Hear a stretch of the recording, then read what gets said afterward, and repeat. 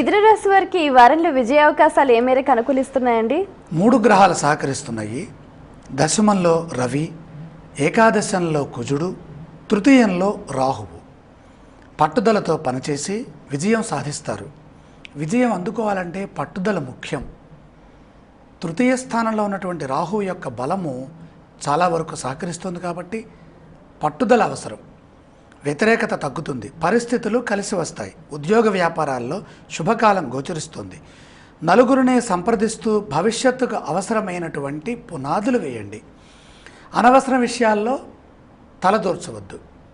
ఏ విషయం అవసరం, ఏది అనవసరం, ఇది కొంచెం క్లారిటీ తెచ్చుకొని, అంటే స్పష్టత తెచ్చుకున్న తర్వాత ప్రవర్తించండి.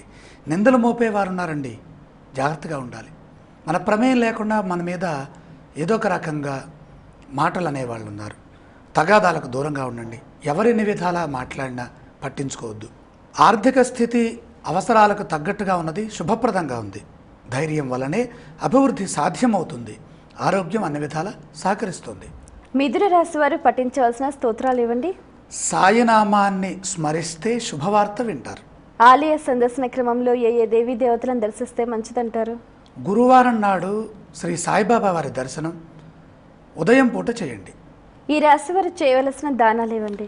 4వ రాశిలో ఉన్నటువంటి గురుదోషము ఆర్థిక సమస్యల్ని కలిగిస్తుంది. శనగల దానం చేస్తే సరిపోతుంది.